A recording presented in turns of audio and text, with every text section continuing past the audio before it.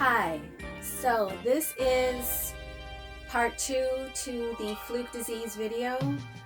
I just want to say that the Fluke issue is vast and it's a very large subject, so I'm trying to consolidate and just put everything into here as I can because it's so important and it's something that the medical community completely ignores, because if no one had flukes, no one would have cancer or AIDS or diabetes or endometriosis or MS or anything else.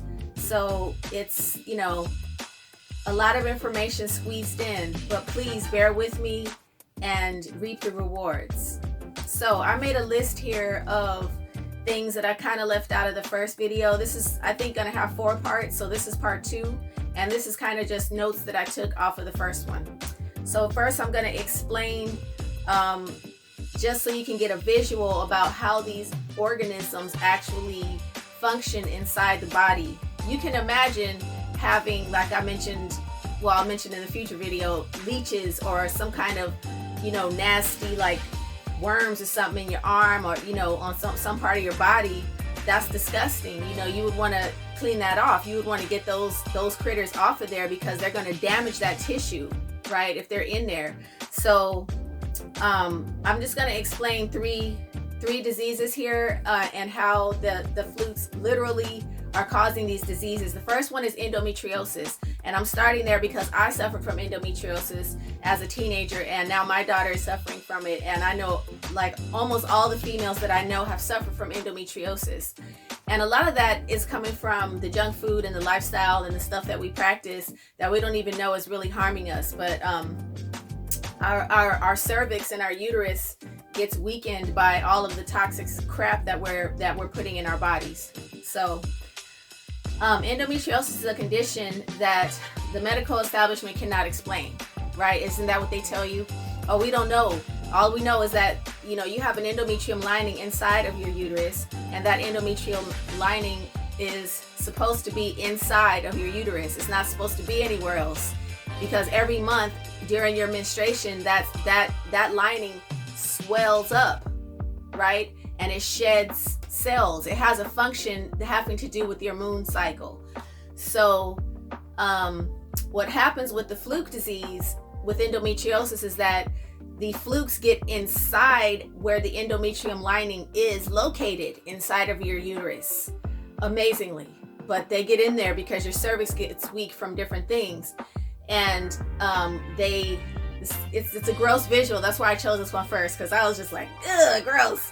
But they attach themselves inside of the uterus, and then they make their way like a snail makes its way down the road. You see a snail and you see a trail going behind the snail. Well, that's what happens with your endometrium lining. The snail, the little snail, which is really the fluke, right?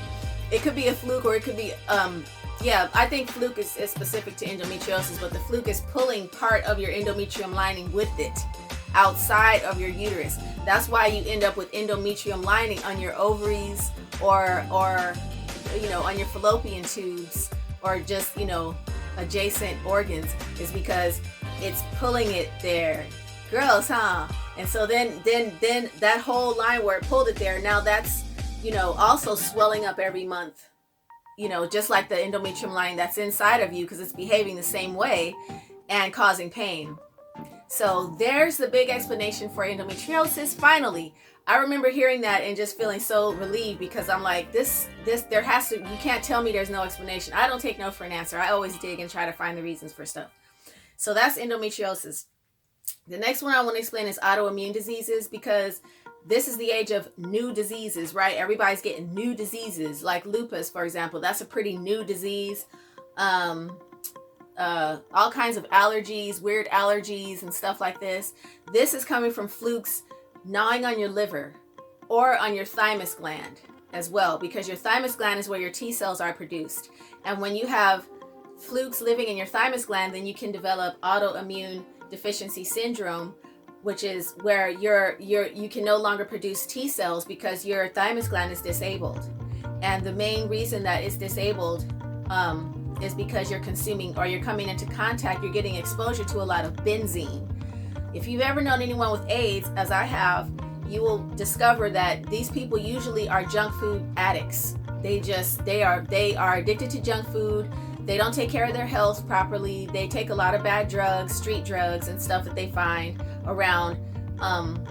These people, they don't take care of their health, and they're exposing themselves to very high levels, dangerous levels of benzene, which I'm going to talk about in the next video. But benzene, just like isopropyl alcohol, is a solvent, and it's a very dangerous solvent. But I'm not going to get into benzene right now. I'm focusing on the parasite, the fluke. So autoimmune has to do with flukes in the liver, which creates your immunity, very important. I would even say kidney as well, and thymus, but mainly liver and thymus. Those are where your immunity is created. Okay, and the third one I want to describe is diabetes. Diabetes is when your body type 2 diabetes is when your body cannot, is insulin resistance. So basically your body's producing insulin, but you're not able to convert fat. Well, that's kind of like a long path to talk about. So let's just say that your pancreas gets disabled because it has those big flukes living all over it and just like, sucking its nutrients, and there's a lot of changes that occur around these flukes. I also want to mention that flukes pee and poop, just like any other organism, okay? All of the organisms in your body pee and poop. Flukes also carry bacteria. They carry their own bacteria that they bring from whatever organism that they came from, or if they're your own flukes, then they carry your own bacteria. And I want to mention that these bacteria carry viruses, okay? So whenever you're, say like if you eat some cream cheese, right? So you're eating the cream cheese, it's so good, but then you get a little grumbly in your tummy later. You're like, oh man, I got gas.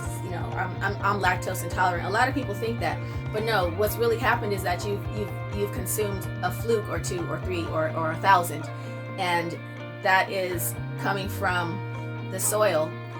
It's coming from the udder, where the milk comes out from the cow, because the udder is right near the poo, and the cow poos on the udder all day. So they do wash the udder, and that's where you get benzene in milk, because the udder wash contains benzene and isopropyl alcohol. So you are getting some benzene and isopropyl alcohol in your milk. But that's how they try to sterilize the udder, but it's just they milk the cows 6-7 times a day, so it's really like impossible to sterilize the udder. So you're getting some flukes in there, and you're getting solvents in with your dairy. Not to say stop eating dairy. I'm going to make a whole different dairy video. Dairy is extremely important. You need the calcium.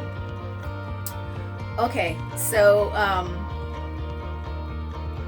the treatment that I'm going to share with you in the next video is going to kill the parasite, the bacteria that the parasite brought along with it, and the virus that was inside the bacteria that was inside the parasite. Okay, so I just want to mention that the HIV virus itself belongs to a snail. It does not belong to a human. It does not belong to an animal. It's from a snail, and snails carry this virus. So if you ever pick up a snail, or your hands come in contact with a snail, you've been exposed to HIV. We all have, because if you walk outside on the grass barefoot, you've been exposed to this virus. The virus by itself is not going to harm you at all.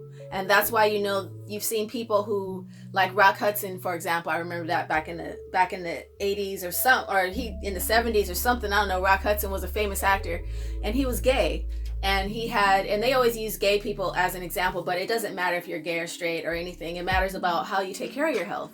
So Rock Hudson was married, and Rock Hudson came ill with AIDS, but the husband was fine.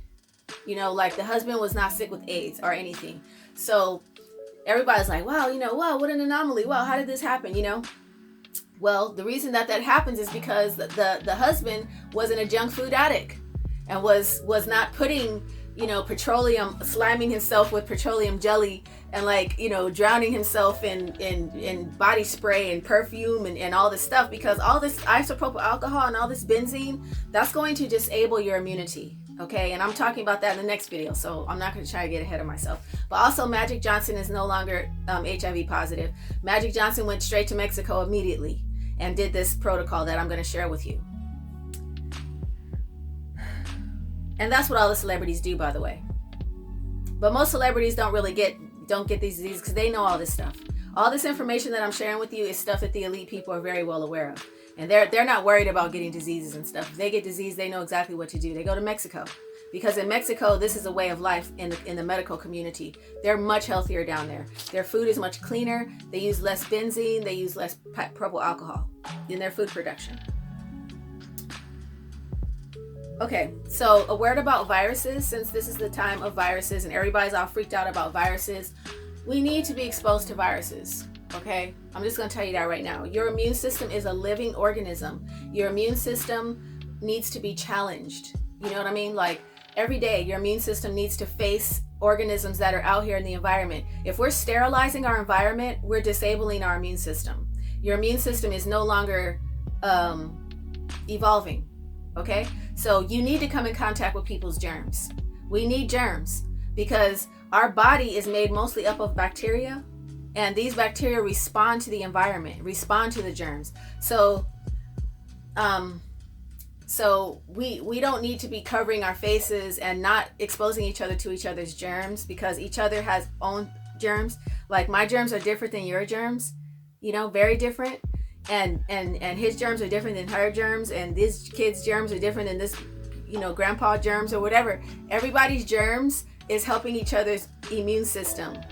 Okay, we're helping each other's immune system get stronger. We need to hug one another. We need to speak to one another face to face, close, without our faces being covered, because this is going to expose us. We're getting exposed all the time to viruses, all the time. And each virus has its own flavor, its own flair. You know, they're unique, just like people are. They behave, you know, similarly depending on what the virus is, but they're not cookie cut out of a thing and by any stretch. You know, they're unique, they're evolving, they're living their lives, and they're living their lives in our bodies, like the Coxsackie virus, for example, which is what causes the flu. That's a human virus. We all carry it. We've always had the Coxsackie virus. This is just part of being human. That virus is in our body, like many other viruses, including the herpes virus. If you've ever been exposed to the herpes virus, it's living in your body dormant, right? And it will stay there along with some other viruses. There are many other viruses too that just live there, and they just like sleep, and they won't bother you or anything unless you give them some isopropyl alcohol in a good amount, or some benzene. If you're having benzene and you're having propyl alcohol, look, you don't need to take antiviral pharmaceutical drugs. These drugs are destroying your immune system, okay? All you have to do is the protocol that I'm listing here. This protocol is going to remove the benzene and the propyl alcohol from your system so that you're no longer setting the stage for viruses to thrive in your body. Okay? So, viral exposure creates immunity. That's that. All right? So all this talk about we need to sanitize and sterilize ourselves to death and like kill every little organism. No, that is suicide. Kill the organisms and kill the organisms. And we are an organism. Okay? All right. That's part 2.